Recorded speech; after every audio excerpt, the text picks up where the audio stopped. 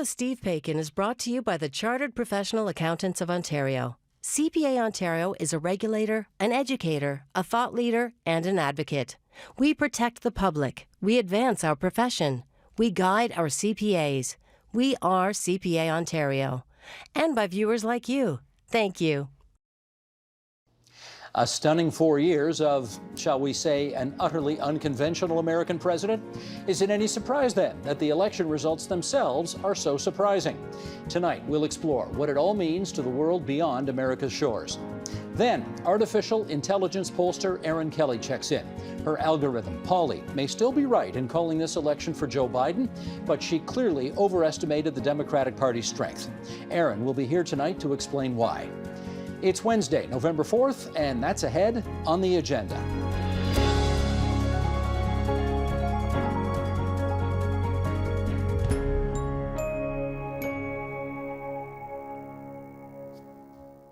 Four years ago, Americans set a very different course by selecting Donald Trump as president. Well, at least the Electoral College did. The majority of voters did not. Trump's foreign policy was a striking departure in many ways from his predecessors. And while many outside observers expected this 2020 election to reverse that, the deeply divided American electorate clearly has not made that clear-cut choice.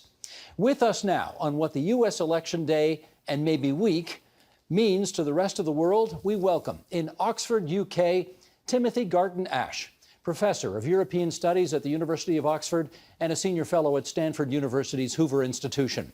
In Waterloo, Ontario, Besma Momani, Professor of Political Science at the University of Waterloo and a Senior Fellow at CIGI, the Centre for International Governance Innovation.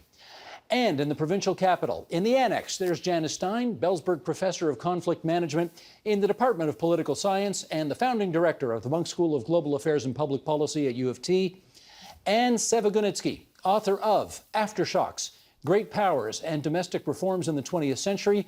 He's also a professor of political science at the U of T who joins us from the downtown St. George campus tonight. Zdravstvuyte, Seva. Nice to have everybody else on the program. Well, if you stayed up till 2:15 this morning, you would have seen some of this. Sheldon, roll it, please. I'm here to tell you tonight, we believe we're on track to win this election.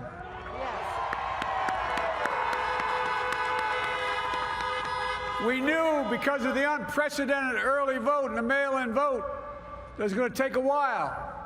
We're going to have to be patient until the hard work of tallying the votes is finished. And it ain't over till every vote is counted. As I've said all along, it's not my place or Donald Trump's place to declare who's won this election. That's the decision of the American people. This is a fraud on the American public. This is an embarrassment to our country. We were getting ready to win this election. Frankly, we did win this election. So we'll be going to the U.S. Supreme Court. We want all voting to stop. We don't want them to find any ballots at 4 o'clock in the morning and add them to the list. Well, 4 years ago, a lot of people were shocked because they clearly did not understand the America they thought they knew. That was one of the big takeaways. Timothy, get us started here. What do we now know about America after seeing the returns come in last night that we perhaps didn't know before the start of the day?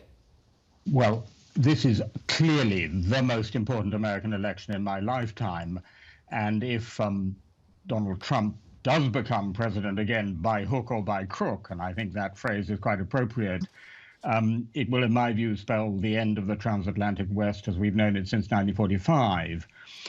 What we know already, even if Biden becomes president, is number one, that more Americans voted for Trump this time than last time, and that in itself, despite or perhaps because of what they know about his character, and that in itself is a shocking fact. Number two, that he has, as we saw in the clip, questioned the fundamental legitimacy of the electoral process and the result. And that means that even if it's President Biden, there'll be millions of Americans who question the basic legitimacy of his presidency. And number three, that unless the Democrats get the Senate, President Biden will have a divided government and therefore be in a very weak position to do the kind of fundamental reforms, I would say a kind of perestroika, that is actually needed in the United States. Janice, what do you know about America now that you didn't know before election night? What I know is that, and I agree completely with Timothy, that American democracy is at peril. You know, Steve, democracy means many things, but one thing it does mean is losing with grace. And we lose with grace because we have fundamental confidence that the rules are fair. And 3 years, 4 years later, you compete again and you stand a chance of winning.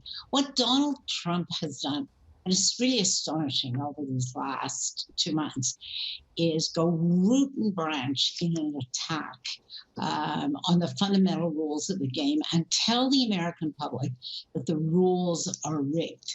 This transcends anything we've seen in the history of the American Republic, short of the Civil War, frankly. And whatever comes out of this election, and it does matter what does, but whatever comes out of this election, American democracy is wounded. And because democracy is wounded in the United States, its world leadership is wounded, its alliance relationships are wounded. This is, I think, one of these hinge moments in history. Besma Momani, what do you know now you didn't know 36 hours ago? Well, I mean, I think how resilient Trumpism and the entire populist nationalist narrative is in the United States. It really has, I think, echoed and reverberated throughout the United States. Certainly, I think some of that is economic. We can see in the Rust Belt states, if the results continue as projected, that Trump may in fact keep these states.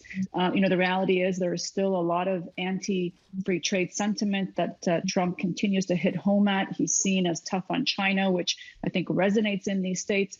Certainly, the sort of xenophobic anti-immigrant argument that he has portrayed and reiterated really does resonate throughout much of Trump America. And certainly, I think the last thing that really stands out is perhaps the coronavirus angle of this. The critique that Biden would return people to some sort of lockdown, which does not, play well here. Remember, in the populist national space, there's a great deal of skepticism against all medical advice, and that these public health officials are somehow trying to prevent the flourishing of, the American economic system, which I know sounds really odd to us, but it really, I think, resonates. And that's what this election tells me, is that there's a great deal of critique and distrust of public health officials, medical experts, and Trump really is a supporter of all of that populist nationalist sentiment that is so deep in the country. I guess we got lots of evidence of that the other day when we heard a big crowd start to yell, "Fire Fauci, fire Fauci." Anyway, Seva Gunitsky, what would you add to what we've heard so far? Well, I'm not sure we've learned a lot of new things. I think a lot of Democrats and a lot of liberals were hoping to see a decisive rejection of Trump and the Republican Party, and that hasn't happened. And that's the disappointment. That catharsis never came. But it's an expected disappointment. Nevertheless, it's a disappointment because of what it says about the country, that Trump is not a fluke, that polarization is extreme, and it's not going anywhere. So even if Trump leaves peacefully, he has planted the seeds of a nationalist authoritarian movement that will continue to shape GOP politics. Can I follow up with you on that? You really think that this nudges us, or nudges them, I guess, and maybe by extension much of the rest of the world, closer to authoritarianism? Well, in what it has shown, in the lack of clarity around the voting process, around Trump's statements, it has not been a great day for American democracy, regardless of the outcome, even if Trump leaves peacefully. And remember, keep in mind, what this election reinforced to the rest of the world, again, is the idiosyncrasies of the U.S. voting system. It's true that Trump got more votes this time than he did 4 years ago, but Biden is on track to receive over 70 million votes and once again to receive 2-3 million more votes than Trump, as Clinton did 4 years ago. And Biden, in fact, got more votes than Obama did in either election. Yet here we are talking about the uncertainty of the next few days and the next few months. I think that speaks to some deep problems in the institutional makeup of the United States that will not be going away, regardless of the outcome of this election. Let me pursue that with Timothy. Yes, it's true, Donald Trump found millions more voters this time than he did last time, but so did the Democratic presidential candidate. And I wonder if you take any heart from the fact that Biden still, at the end of the day, will have more votes than Trump. So did Hillary Clinton. Look, I'm frankly very disappointed that with everything the American people knew about that president, both the staggering incompetence and callousness of his handling of the COVID crisis and his character, so many people still voted for him. I want to pick up on what Seba said, because I think it really does mean that people no longer look to the United States as a model for democracy. Ironically, this very day, today as we speak, the United States has been lecturing a small African country called the Côte d'Ivoire on conducting a fair election and the rule of law. Well, the whole world now is going to turn around and basically say to the United States, physician, heal thyself. Well, Janice, your last answer, Janice, definitely my eyebrows raised when you said this has truly wounded democracy. And I got to follow up on that. If at the end of the day, if after all the counting is done and all the legal challenges are over, if Trump loses and Biden comes in, is democracy restored in your eyes? No. And I think that's a really fundamental point, Steve. Democracy everywhere is more fragile than we think it is. And what we have now in the United States is, to me, deeply worrying. There is the sense in both camps that if the other side wins, everything is lost. Certainly those who are so dismayed, Timothy, is today, to look at the support for Trumpism in the United States, feel that should Trump win, everything is lost. But what we fail to appreciate is that Trump voters feel that if Biden wins, everything is lost and their America is stolen. When you have those kinds of politics, it's fundamentally a war of all against all, and there's catastrophe waiting for the side that loses. Democracy is genuinely at peril. This goes beyond the results of this election and who wins this election, Steve. And I have to say, Timothy talked about the United States lecturing Côte d'Ivoire. There's been a wonderful thread going around of African political scientists suggesting a commission to come to the United States and help resolve the disputes, almost a satire on the way the United States has lectured around the world. And in some sense it has for 70 years. And often for good, not always, but often for good. Wounding this democracy to this degree is a wound to every democracy. Well, Bestman, let me put it this way. Yesterday, on Election Day, another 1,000 Americans died from the coronavirus. We know there are plenty of Americans who are still hurting and haven't got their jobs back from before the pandemic hit. We know that there has been a racial reckoning in the United States over the past 8 months or so, the likes of which we haven't seen in many, many years. And in spite of all of that, Donald Trump not only kept his base, he actually grew it. He got more votes. I'm really curious as to what you think that says about America.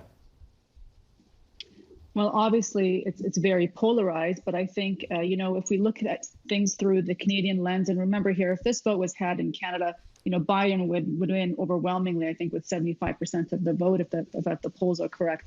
And, we look at this through our Canadian lens and say, how could it be that Americans don't see through this, don't see through the fact that Trump is incompetent at managing this pandemic, et cetera. But I think what people don't realize is how strong the disinformation is out there, how very appealing the narrative is.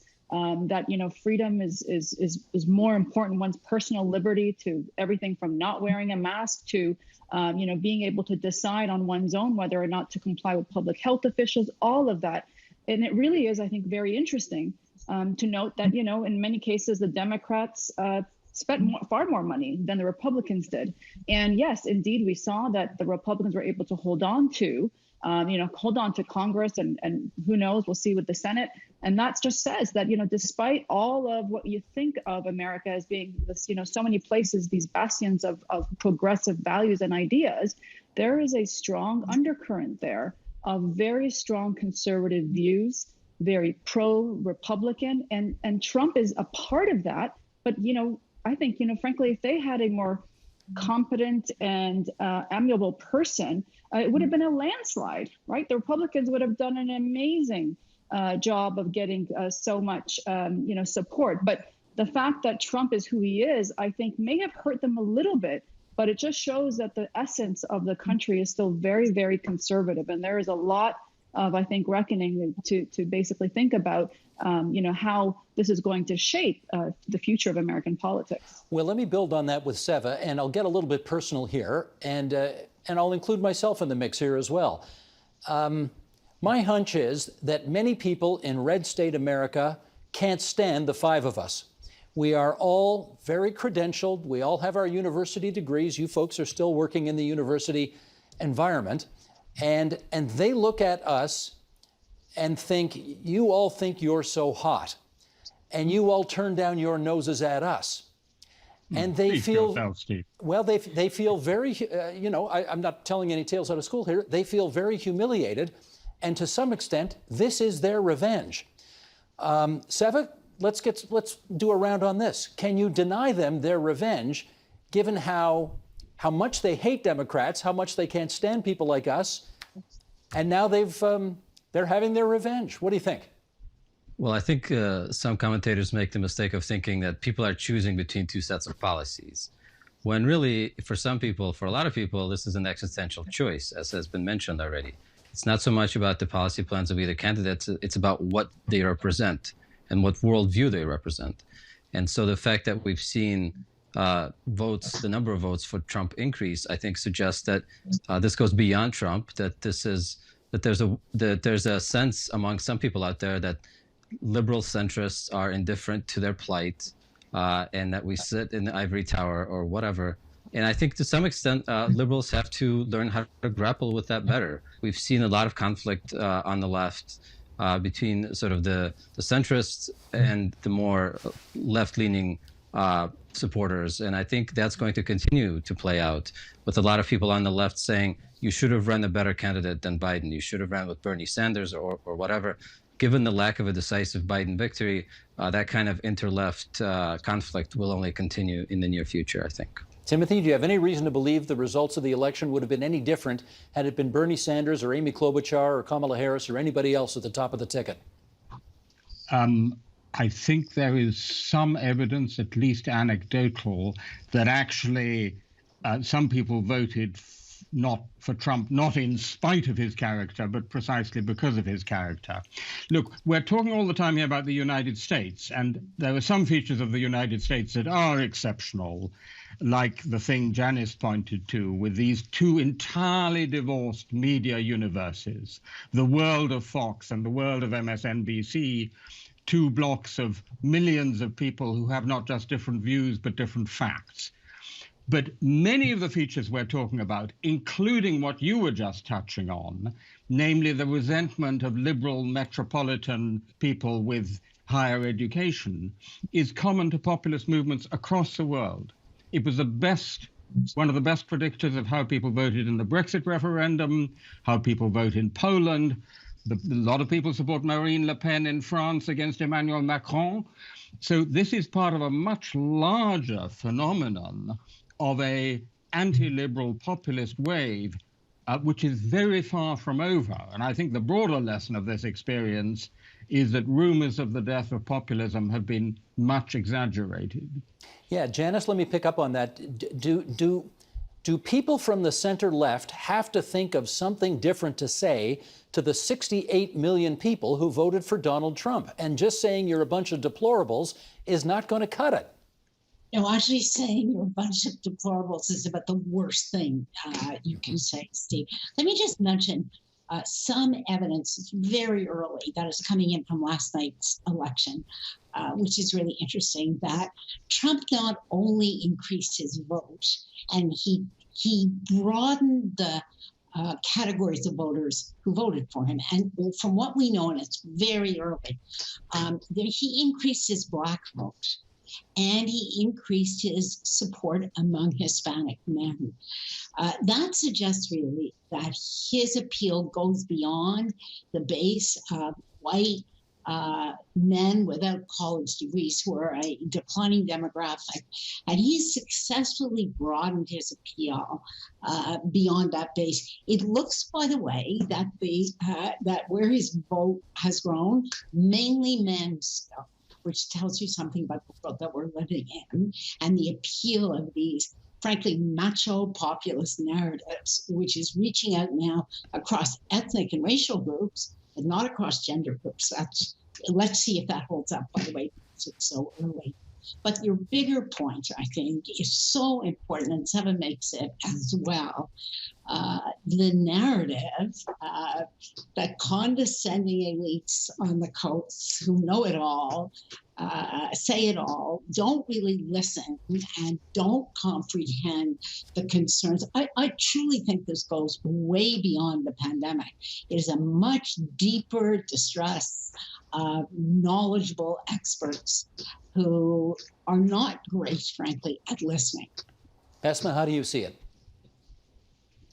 Yeah, I mean, I agree. And I think where the pandemic is relevant, and I go back to my previous point, because I think if you watch what these right-wing advocates are saying and the proponents, is really that this narrative coming from public health experts is going to basically kill what's left of the American economy. And when you have that economic anxiety already with the current situation we're all in, which does feel very restless, that narrative really resonates. And I think there are many folks in the United States who are worried about their jobs, who are worried about the potential lockdown.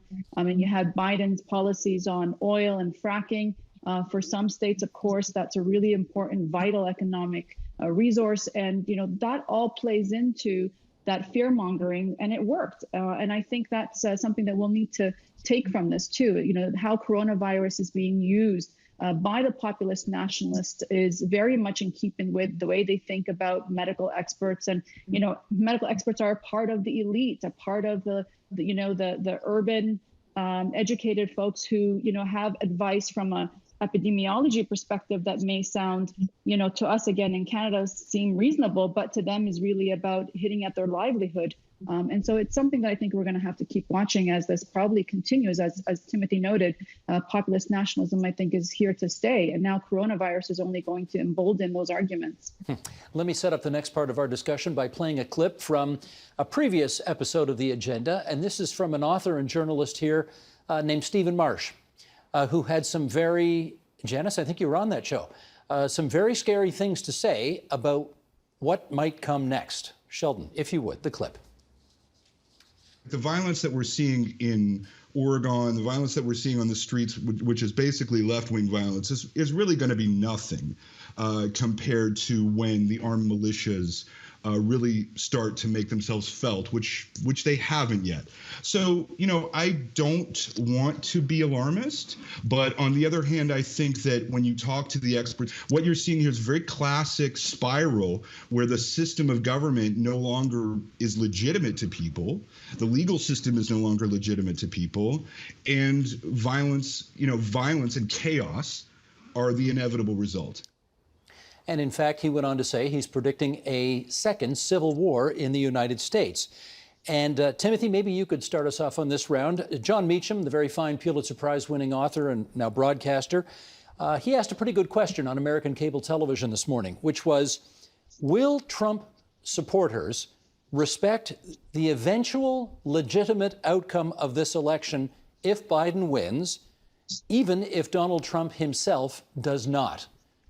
Any insight on that? So it's a question that's obviously exercising us all, because it's the first time I think anyone can remember when you have a president who is in effect inciting his supporters. His famous remark in the TV debate of the Proud Boys, stand by, and then stand back, but stand by. So I think a lot depends on Trump himself and how he speaks to his supporters. My own hunch, for what it's worth, is that the danger of widespread violence is actually overstated. I mean, there are many countries around the world, and Seva knows a couple of them, where there is a tradition of political violence around contested elections.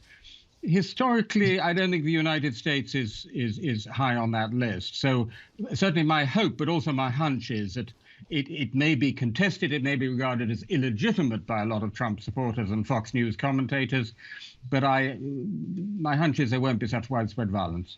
Seva, what are your concerns about the possibility of Trump supporters, if in fact the current president goes on to lose, being ginned up by Trump, by Fox News, not so much by the news, but by the primetime talk show hosts?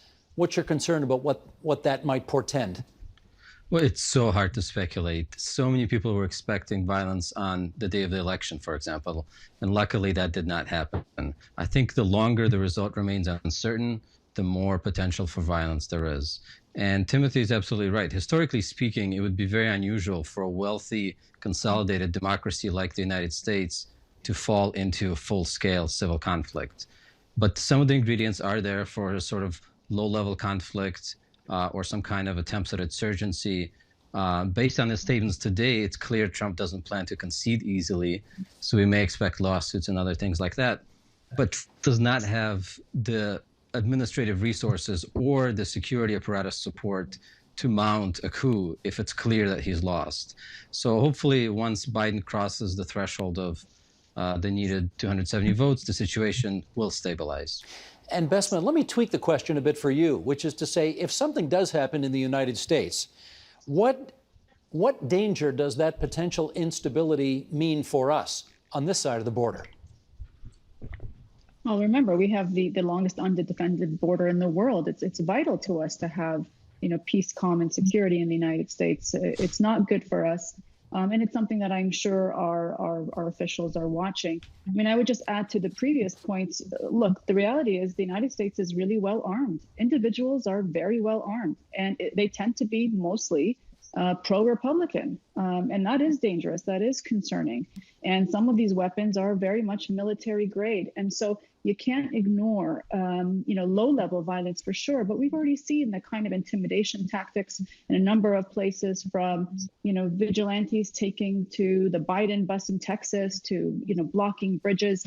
So I would be concerned, particularly if Trump loses, to perhaps courts and other types of mechanisms that they increasingly see the populist nationalists as illegitimate, as part of that, liberal elite of experts. That's really, I think, the concern. So I don't want to, one doesn't want to be Chicken Little here, but at the same time, one can't help but realize that this is a country that's very well armed. It's a consolidated democracy, absolutely. But unlike most consolidated democracies, most people don't carry very, violent weapons in their homes. And that's the case of the United States.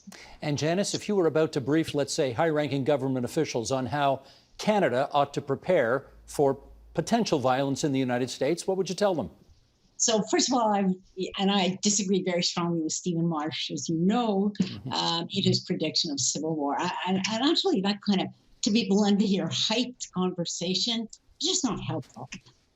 Secondly, if I were talking to our officials, I would put the risk of more than very sporadic incidents very low down the list. Now, why would that be, Steve?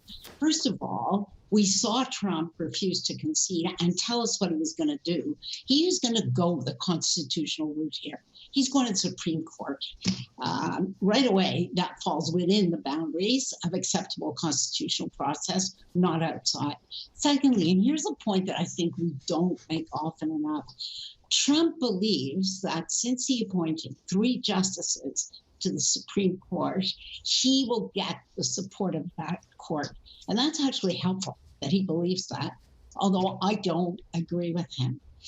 The 3 justices that he appointed are all social conservatives, defined by their opposition to abortion and minority rights and LGBTQ rights, and not to minimize the seriousness of those kinds of views. Nevertheless, these judges are constitutionalists. And more than that, some of them are what in the United States lexicon are called originalists, where the Constitution ranks holy. I have great confidence that if it comes to any kind of conflict between this president and the fundamental values of democratic practice and democratic process, the court will not support him. And it will make him very, very difficult for the Trumpists and the Trump campaign to take to the streets when justices that were appointed by Trump and a court shaped by Trump do not support the president in these kinds of challenges. So we are a long, long, long way from violence, both in time. This process is going to drag on in an excruciating way, but more important, in practice. But Janice, I can easily imagine, and I bet you can too, if, for example, this gets to the Supreme Court and the court goes against the current president and says there have been no violations of the law here, sorry, you lost, you got to go. It wouldn't surprise me at all to see him up at a podium in front of 5,000 people somewhere saying, and I put these people on the court and look how they've deceived me, look how they've betrayed me, and then ginning up the whole thing all over again. What do you do then? Steve, I don't believe that's credible. Don't forget, a very short while ago, he was standing in the Rose Garden celebrating his latest appointee as an outstanding person. He's put a third of the members, a third of the judges on this court. He cannot now turn around and say these people are illegitimate and they cheated him in the election. It won't be believable. Well, Timothy Garton-Ash, you wrote this just a few days ago. You said, quote, democracies everywhere must prepare for the contingency of a contested result. How do they do that? So not like we did in 2000, where we were all over the place. And, for example, the German president congratulated George W. Bush and then withdrew his congratulations and then had to restore them weeks later. So I think it's really important that all the democracies in the world, countries like Canada, Britain, Germany, Australia, have a similar position, which is keep calm, watch carefully, and wait to see how that process Janice has just described is played out. And I'm actually with her that if it goes to the Supreme Court and the Supreme Court rules against him, I think senior Republicans at that point will also say to him, you've got to go with it. Can I make a broader point, Steve, which is, you know, we are in the midst of a global democratic recession. This is the first year since 2000 that there are less democracies in the world than there are non-democracies. Now, it's already clear that the United States is not going to be able to lead the great renewal, worldwide renewal of democracy, because that would have needed an unambiguous landslide victory for Biden and getting the Senate, okay? So that means it's actually more up to us, more up to countries like Canada and Britain and the EU and Australia and so on, to do the domestic renewal of liberalism broadly conceived, to win back those voters who've gone to the populist nationalists, but also to lead, so to speak, the international renewal of liberal democracy, because I'm afraid from what we used to call the leader of the free world, we're not going to get that leadership in the next 4 years, even if it's President Biden. Well, that's a fair point, Seven. Now, you know, back in the day, we always used to think that we counted on the Americans to lead, to be that shining city on a hill, and lead the world towards more democracy. That's not going to. That certainly hasn't been the case the last 4 years, and may not be for the next 4 either. To what extent do you think the rest of the democratic world can lead that effort in the absence of a strong America? Well, let me back up historically. If we look at the spread of democracy over the past century, we see these waves of democratic transformations that happen after global disruptions. They happen after World War I, after World War II, after the Soviet collapse. After all these shocks, we see democratic waves that sweep entire regions. But in all three of those crises, the U.S. emerged as the winner, right? It showed that it could survive and triumph in a crisis. That has not been the case in this crisis, as we've already mentioned. The U.S. has not shown itself to be a model worthy of emulation. And I think that's really America's most important contribution to global democracy, not its efforts at democracy promotion, which have often been clumsy and hypocritical, but through its status as a success story, as a democracy that works for its people, as a model worthy of emulation and a side worth joining, too. And a lot of that appeal, and with it, the appeal of democracy is tarnished regardless of what happens in the next few days. Now, it's not like China or Russia have come up with better answers so far, and the U.S. certainly does not have a monopoly on what democracy represents. But to the extent that fewer people are looking at the U.S. and saying, I'd like to live there, I'd like to study there, and if I can't do that, I'd like to live like that. To the extent that fewer people are saying this, then the lesser the appeal for democracy around the world, regardless of what other democratic states do. Well, let me pick up on that. And we got about 5 minutes to go here, and I just want to pluck a few different regions out of the world and have you comment on them. Besma, I'll start with you with the Middle East. Is it reasonable for people to infer, you know, Donald Trump has signed some pretty good peace treaties, or, you know, at least they've happened on his watch, let's put it that way, between a few Arab countries and the state of Israel right now. Should we infer that if he's no longer there and Biden takes over, that process slows down? Well, I mean, I think those deals are really arms deals, you know, coded with this normalization deals. They really are just basically an opportunity to sell more arms to the Arab Gulf states. Now, would that be, I think, stopped under a Biden presidency? I think it's going to be more complicated for sure. And that would really depend on the makeup of both Congress and the House. And certainly, I think a lot of the Democratic members of Congress are going to be far more critical of those arms sales we've already seen. And some of that comes from what they believe as also taking away the competitive qualitative edge that Israel would get or would lose, I should say, from having those arms deals go through. And also to the real concern that some of those arms deals may in fact also embolden them to carry on with some of the foreign policy disasters like Yemen, for example. So I think there is going to be a rethinking of those for sure if a Biden presidency comes through. Timothy, let me ask you about the country you're in right now. He's a good guy, Trump said of British Prime Minister Boris Johnson last year. He's a friend of mine. Trump has backed a couple of Johnson's key priorities, Brexit and a free trade deal with the United States. Do we think Bojo is pulling hard for a Trump victory here? With friends like that, I'm tempted to say, look, Trump likes Brexit and doesn't like the EU. Biden dislikes Brexit and likes the EU. So you have to take Britain and Europe together. Short term, Trump would obviously be better for Brexit in the sense of getting a trade deal. But in the longer term, it's clearly in the British and European interest to have a Biden presidency. It's going to be better for them both in the longer term. Now, with Biden, we're not going to get the shining city on a hill back in the United States, but he will give us the opportunity in the EU, in Britain, and working with countries like Canada, Australia, and other democracies around the world to do more of the heavy lifting. So it's up to us now to be the shining cities on the hill, or maybe on the prairie. Maybe on the prairie. Seva, let me ask you about a country you know all too well, Russia. What do you think they are currently making of the state of American democracy and the electoral results so far? Well, when Trump won, you might recall, Russian officials were ecstatic. They were opening bottles of champagne in the Russian parliament. Everything was going to be so different.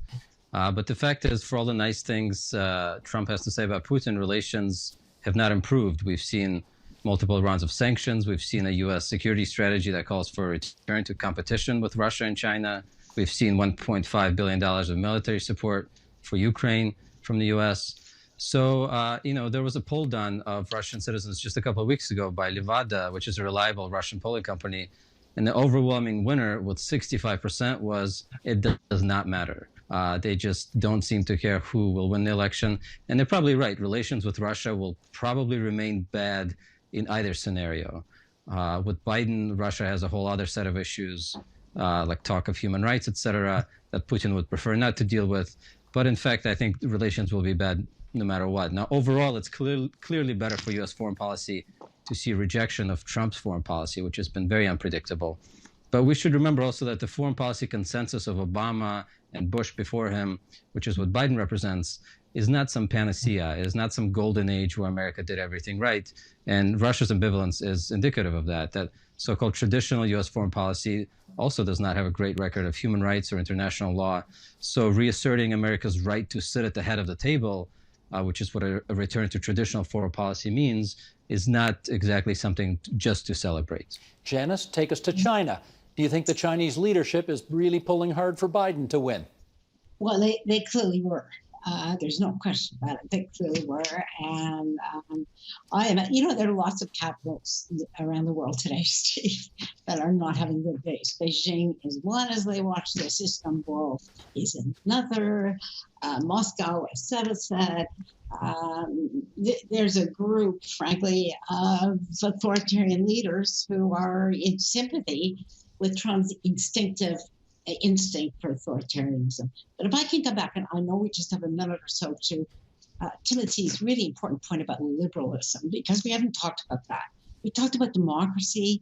We talked about a world order that is going now, and I think it's probably gone. But liberalism is separate from that. You can be a democracy, but not be a liberal democracy. And I think really what Timothy was arguing, that liberal mandate has gone from the United States and is not likely to come back. And as many Europeans say, 4 years, you can say it was an accident and we just had to breathe deeply. 8 years, that's too long. And so there is a liberal agenda now, which is probably not a foreign policy agenda, in all honesty, because we have no right to preach to the world. But it is an agenda of internal renewal of liberal democratic practices in Europe and Canada and in other like-minded states. If we don't do it, it's just not going to get done. Sheldon, can I have a 4-shot, please, so I can say goodbye to 4 very smart people who helped us with a really solid show tonight. Janice Stein and Seva Gunitsky, both from U of T, on the bottom rung. Besma Momani from CG, Timothy Garton-Ash from Oxford on the top shelf. Great to have all 4 of you on TVO tonight. Many thanks. Thank you.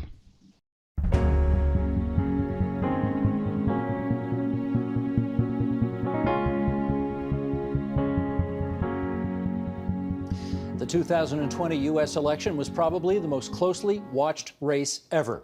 And the artificial intelligence algorithm known as Polly kept an even closer watch on it than most. Polly predicted a Joe Biden win, and she may still be right about that. But the rest of her prognostications, not so good. Let's go through this with the CEO of Advanced Symbolics, Inc., Aaron Kelly, who joins us now from the nation's capital. Hello, Aaron. How much sleep you had? Not much. I think there's a lot of us in that category today. Let's bring up the map that you had on your website on the day of. This was on Election Day, and I just, for those who can't see it, who are listening on podcast, I'm just going to go into a little bit of detail here and point to 3 things in particular. Let me put your attention to the bottom left-hand corner, and that's your prognostication for the Electoral College at 372 for Biden and 166 for Trump. And we now know that that dramatically overestimated Joe Biden's support and dramatically underestimated Donald Trump's vote. Now let's go to the bottom right-hand corner, where we've got a split of 10 points in the popular vote, 55 to 45 for Biden. And again, they haven't finished counting all the votes yet, but it's the gap is going to be more like 2 points or 1.5 points as opposed to 10 points. And finally, I'm just going to look at a couple of states in particular, Texas and Florida, which the Democrats obviously had hoped to turn blue, and Pauley had them blue, but of course they ended up going red. So with all of that background in play, can we say, Aaron, Pauley had a rough night? Pauley had a rough night. There's no doubt that Pauley got this wrong. So whether Biden wins or doesn't win is immaterial to me and to our team. We feel that she did not get this right. And so we're doing a lot of work this morning, and we will be over the next 2 weeks. We're going to be running Polly through 400 different scenarios. We already have some early clues as to what went wrong for Polly in this election, and I'm sure we can talk about that, and we'll have more insight in the coming weeks. Well, let's get specific. In Florida, for example, clearly Polly picked up what she thought was more buoyant support for the Democrats, which turned out not to be there, and she didn't see how hard and fast the Trump support was, which was there. What did she miss? Yeah, exactly. So Polly thought 52.6% in favor of the Democrats as of yesterday. What we're seeing in our preliminary assessment this morning is that she got the Spanish-speaking vote wrong. So Polly put all Spanish-speaking electors together. She did not distinguish between Cubans and others. And we know this morning from the results from Miami-Dade, which is heavily Cuban, that particular group went Trump. And what we're seeing is that she did not appreciate to what extent they viewed. We definitely see that she saw concern about communism and hard socialism on the Biden ticket, but she did not weigh that appropriately and see what an overwhelming issue that was. And this is something we did notice in Polly before. So in, for example, the BC election in Canada, which just finished, Polly got that right, but she did underestimate the Green Party. And the reason, again, is because environmental issues, she didn't weight them accurately enough. We're seeing more and more that these issues that used to be niche issues, so whereas we had environmentalism in the past, people still voted overwhelmingly in favor of the economy, et cetera. We are seeing now more dimensionality in the electorate, and more these issues that used to be niche are becoming overwhelmingly important, where people are voting almost exclusively on these issues and ignoring other issues that used to be important to them. Now, when you come on this program, as you have for a few years now, and we talk about Polly, you and I kind of jokingly tend to anthropomorphize her when, in effect, and listen, I don't want to pile on because I know you're feeling lousy enough about this as it is, but the fact is she didn't get it wrong. Your programmers misprogrammed her. I mean, that's what happened here, right? Yeah, exactly. So Polly right now, as part of her programming, when people, she weights issues that are mentioned more as being more important. And we have to revisit that now, whether just mentioning them more should be given the weighting that it's given, or is there more dimensionality, more things that she needs to consider? And that's what our programmers are going to be looking at in the coming weeks. Now, having said that, the one sort of really big, this just in piece of news on the night was that one state, admittedly, they're still counting, but one state we think we know flipped, and that was Arizona. It flipped from Republican to Democrat, and Polly did pick that up. Now, what did it see in Arizona that it obviously had been programmed to understand that it clearly missed in Texas and Florida? Well, in Arizona, she got that Spanish-speaking vote correct. That's the one difference between we saw in Florida and in Texas. When we looked at where we were wrong, it was in that Spanish-speaking vote. But in Arizona, she correctly predicted that vote. Now, again, as you look across America, lots and lots of pollsters did not have a good night. So, Nate Silver's 538, which is the gold standard for so many people down there, he had Biden with a 90% chance of winning. He was pretty much as buoyant about Biden's chances as you were. You had Biden at a 98% chance of winning, which, again, may still be the case. Do you believe last night was a really lousy night for pollsters? Yes, there's no doubt. It was a very lousy night for us, and especially because the pollsters had got it wrong in 2016. So this was, I think everybody was kicking the tires on this time round. And so to get it wrong again is very puzzling. Do you think this will represent I don't know what you want to call it, a night of reckoning going forward for pollsters? Well, I think what we're seeing, certainly on our end, what we're seeing is that, as I mentioned, the electorate has become much more complex. And what we need to do, we have to, in our sample, we have to bring more factors into the sample. So we're definitely going to look to bring in stronger ethnic factoring in the samples, stronger topic sampling. And, as I mentioned, we think the electorate is becoming much more dimensional. And that is actually whereas Polly can, once she's been programmed, can adapt that and adjust. It'll make it more complex for traditional polling, because now you can't just look at the electorate as left and right, three different races, assuming these things. It's going to be even more difficult to predict elections as the population gets more complex. Having said that, I mean, let's also put on the record, Brexit, you guys got that right. Trump's first win in 2016, you guys got that right. The last Ontario election in 2018, you guys, I mean, you picked almost every seat right in that election. If we go back to the Canadian election of last year, I do recall many of your colleagues were going out on a limb and saying, we predict a minority government. Well, no kidding, but very few picked who was going to win. You actually had the Liberal seat count right within, I think, 3 or 4 seats or something like that.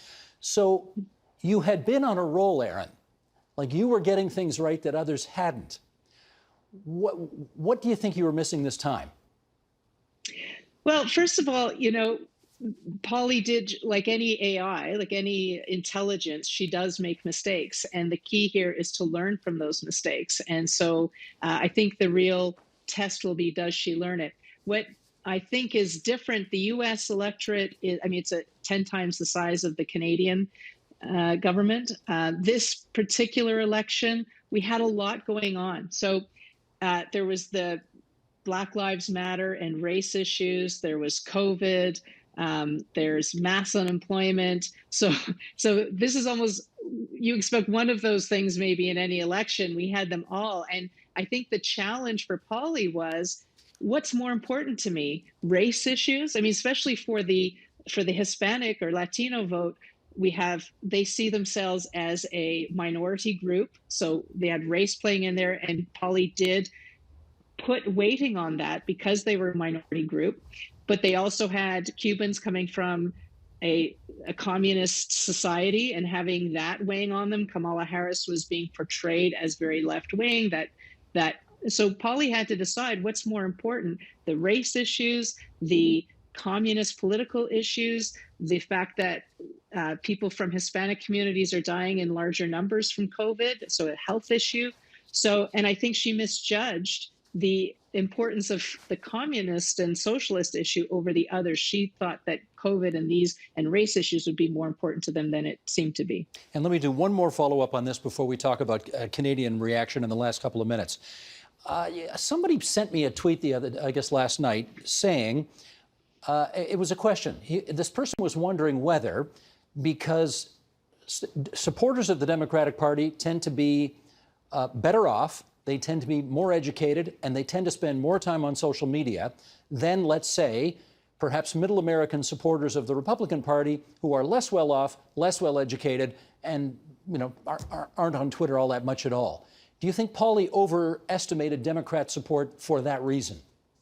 No, we definitely have kicked the tires on the socioeconomic, because that's classic, right? Socioeconomic things, you always sample properly for that. And that's what Polly was designed to do. So we definitely make sure, and that's why we sample, that we have proper representation from rural, from the genders, from socioeconomic. That is standard for this type of research. And that's why Polly's always been right up until now. We really do see that things got complicated was in all of these issues, these ballot issues, these important issues. How did people prioritize them at the end of the day? And that's what Polly has to get better on, is figuring out, when you've got multiple ballot issues, how does she rank them?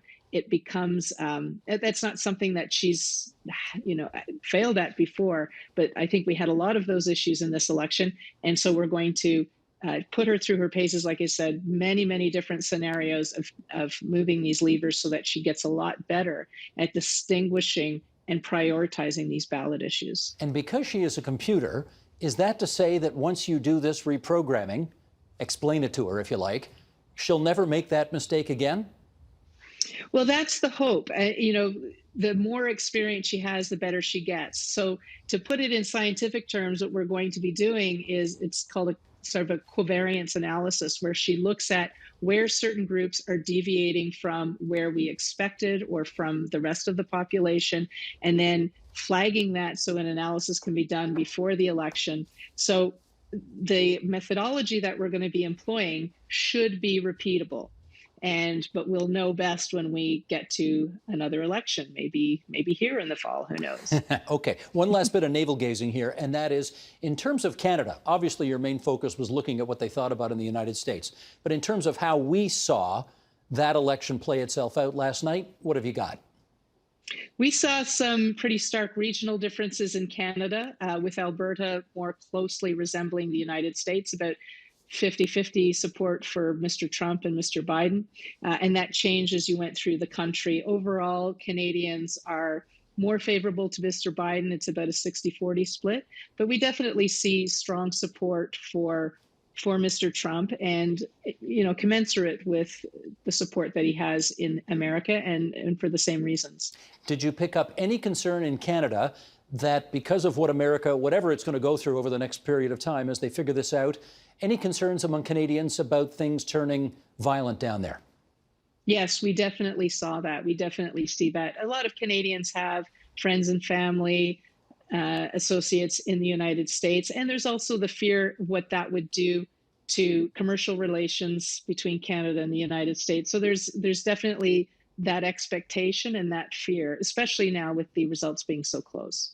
Well, Erin, I just have to say in conclusion, you've been on this program so many times in the past, and on every occasion you've been able to bask in the glory of Pauly. And obviously, Pauly didn't have a great day yesterday, and you could have ducked us, but you didn't. And you came on the program tonight, for which we're grateful. So thanks so much. Thanks, Steve.